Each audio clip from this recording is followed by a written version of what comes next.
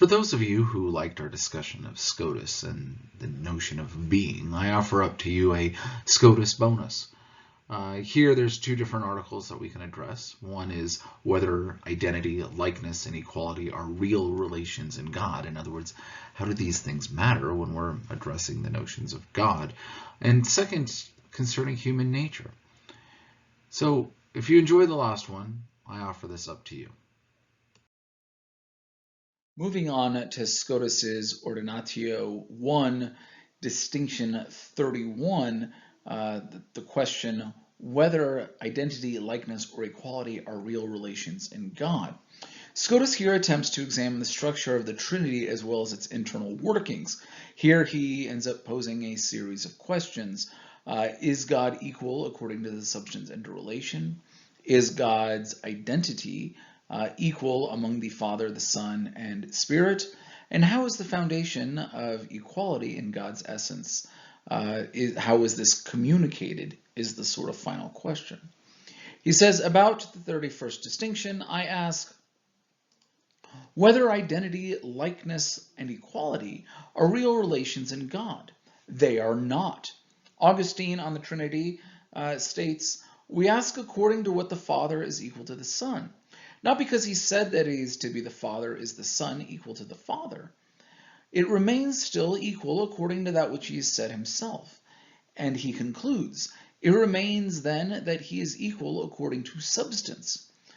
Therefore, equality is not said according to relation.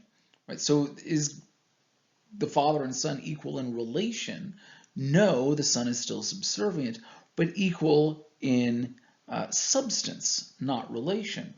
Here, the defense against Arianism demonstrates that the Father and Son are equal to their substance, their essence, the notion in Greek homoousis, as we had addressed before, but not necessarily that they are identical, because then, of course, we're moving into modalism or something else at this point.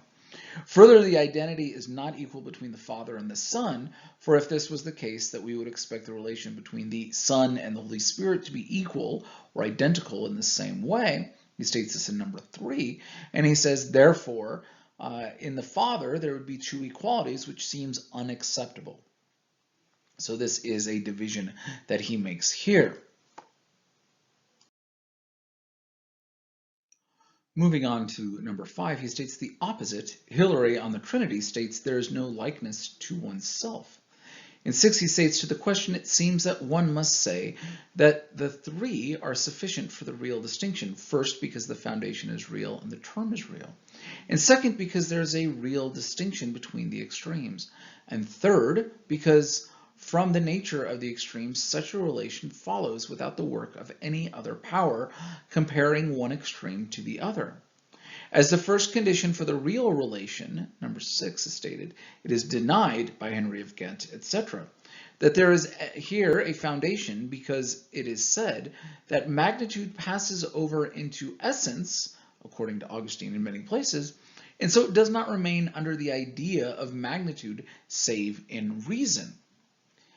Similarly, he continues, but against this, the divine essence, as it were in the first object of the divine intellect, seen in the first intuitive cognition, is, before any busying of the intellect, the beatific object of the intellect, because the intellect is not beatified by busying act.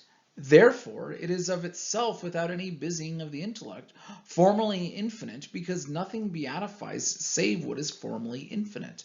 So there is magnitude of virtue there, nay, an infinity of magnitude, from the nature of the thing. We have a very similar relation here dealing with the likeness of God in the persons like that of the beatific nature of God, that it is all infinite.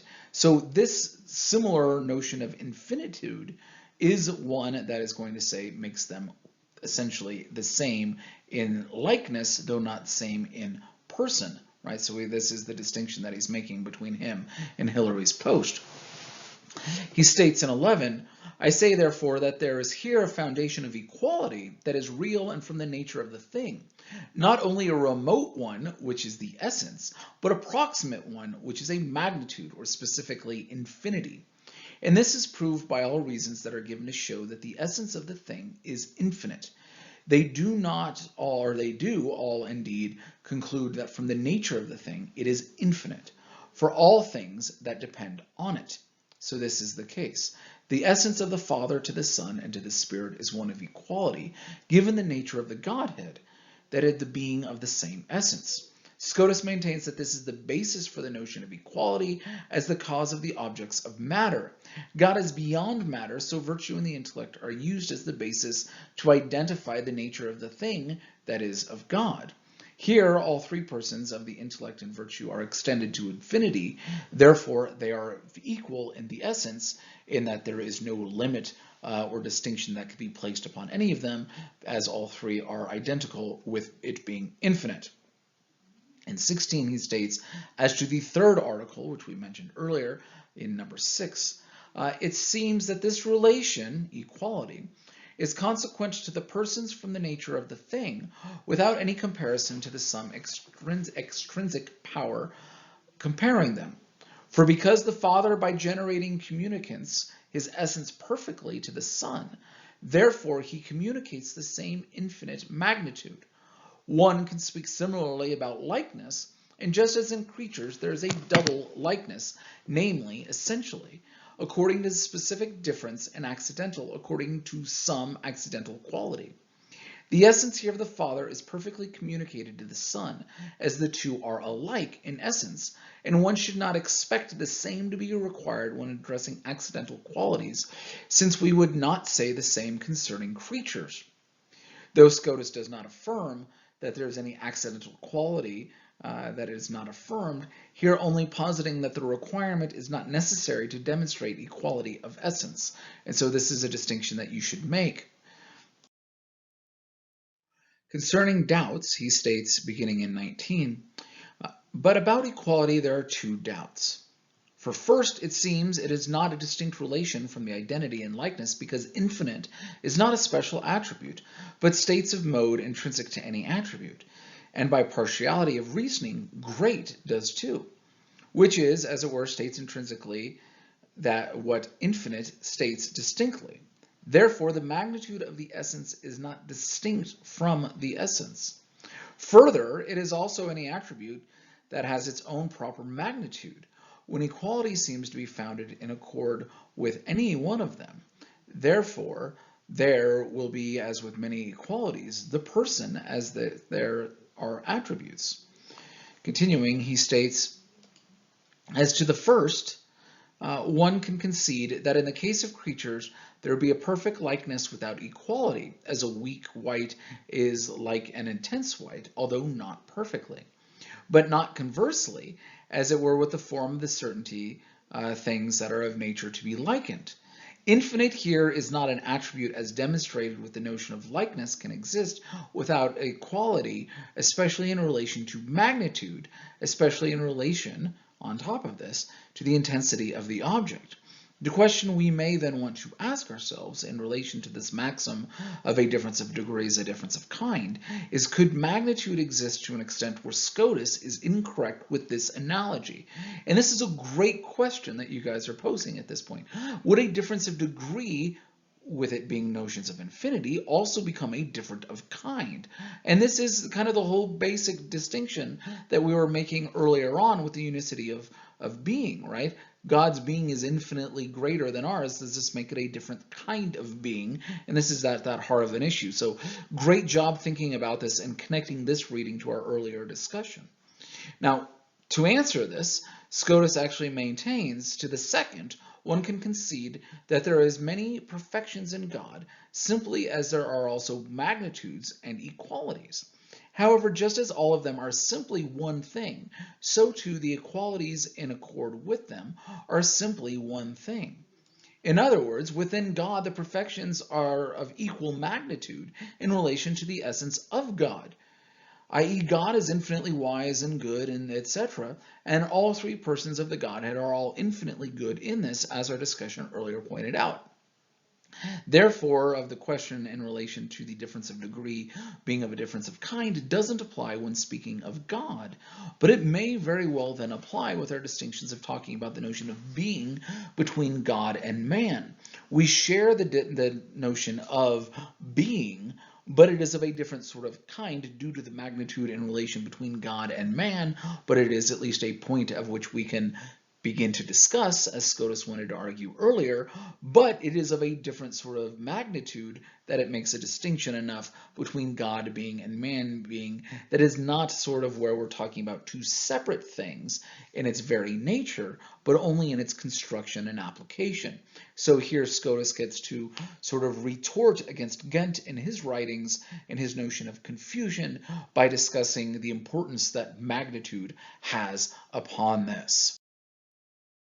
From our discussion amongst the members of the Godhead within themselves, and they relate to each other through knowledge, intellect, etc., it makes sense to kind of address what it is that Scotus affirms that we can know about human knowledge as well. And here we're going to get this into Article 5, the solution to the question that's raised within the much larger work. He states, as to the question, then, I say, because of what Augustine has said, one should concede that infallible truths are seen in the eternal rules, wherein the term in can be taken in the sense as in an object, and there are four ways in which this object could be done.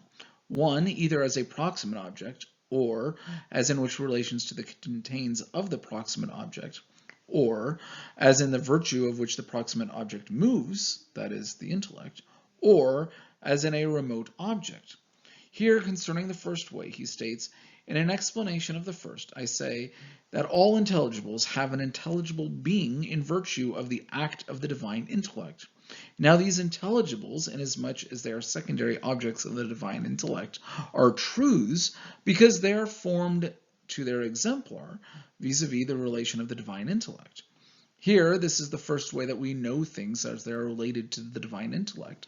They are the relation to the source of knowledge that is contained within God, that is, that God is close to us in that relation. The more close God is to an object, the more God is to be found in there, and the more knowledge we can have of God in that. In this way, we can actually very easily understand why holy objects are going to allow for deeper relationship with God. Scotus would very clearly affirm that Aquinas was able to have mystical encounters with God in the Eucharist in ways that he wouldn't have just being in nature surrounded by any other object, because this object then is taking on this holy nature and holy character. And this way your knowledge of God is most profoundly found in the Eucharist, as it would be with anything else. And we'll see this same sort of notion about God primarily being found in and amongst the Eucharist and its importance, just as a nice little caveat, with people like Thomas à Kempis later on in the semester.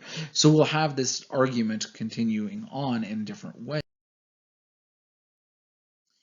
In the second way, he states it is also clear because the divine intellect contains these truths like a book.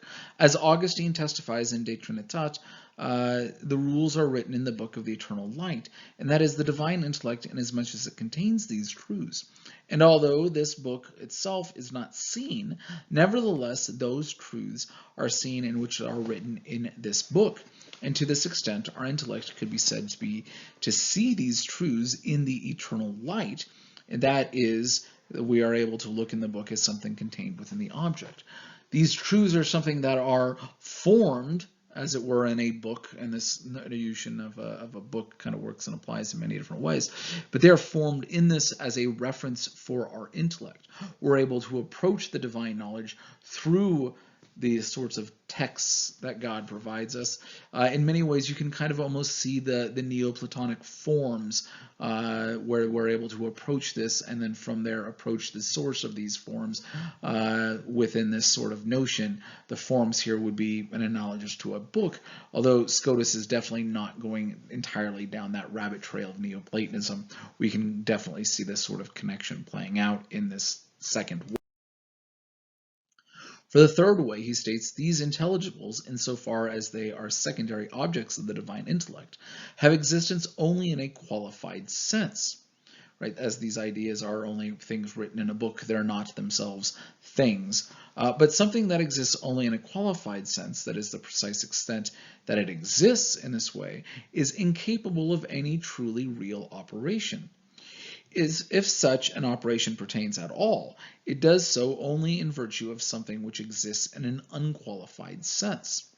Therefore, these secondary objects do not enjoy the power to move the intellect to speak precisely, except by virtue of the existence of the divine intellect, which exists in an unqualified sense, as though through the intelligibles have existence in a qualified sense.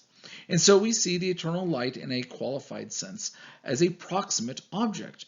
But according to this third way, this unqualified sense, we are able to see the uncreated light as the immediate cause of the virtues, and the proximate object moves the intellect.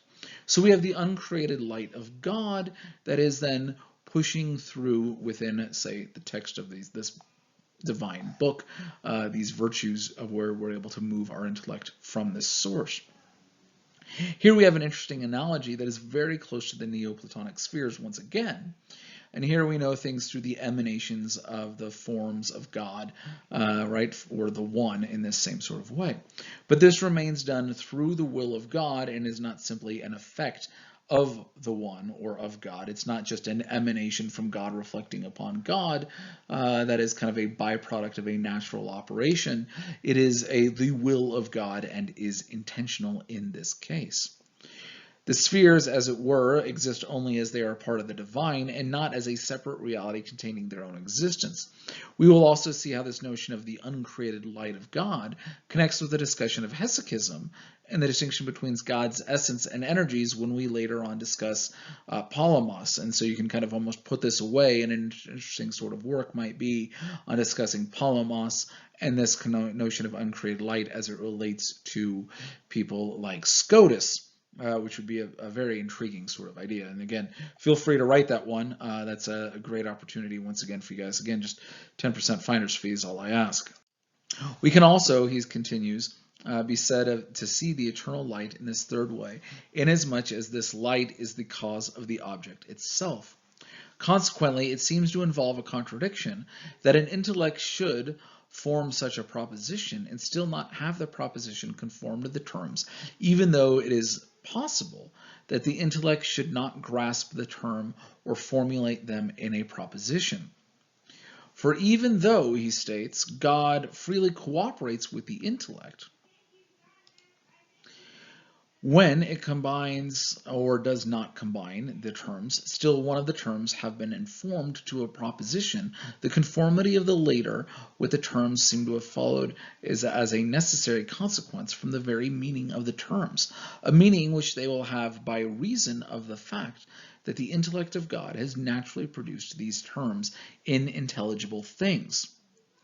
Important for the notion of Scotus is the cooperation between God and the intelligible, for otherwise we do not truly have knowledge of God, or we revert to Neoplatonism, which is itself not good either. We also have our intellect cooperating within God and have the intelligible objects which we learn from God as we see. Moving on to, he states, for once the terms are grasped and formed into a proposition, they are naturally able to make evident the conformity which exists between the proposition and the terms, even though it be granted that God cooperates with these terms in producing their effect, not by a natural necessity, but as a general or free influence. Here we must remember that the sensible thing outside the cause as a confused sense image, something with only an incidental unity in the faculty of imagination, which represents the thing according to its quantity, color, or other sensible accidents.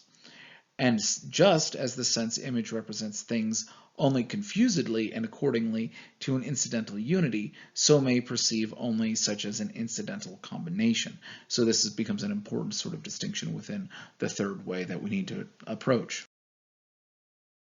Now, in the fourth way, he states, finally we can concede that pure truths are known in the eternal light, as in a remotely known object. For the uncreated light is the first source of speculative things, and the ultimate end of practical things. Their first speculative and practical principles, then, are derived from it. Hence the knowledge of speculative and practical things by means of principles derived from the eternal light, where the later is known more perfect and prior to the knowledge derived from the principles, from respective class of things as such, and as been pointed out, the question of the subject of theology. Such knowledge is more eminent than any other.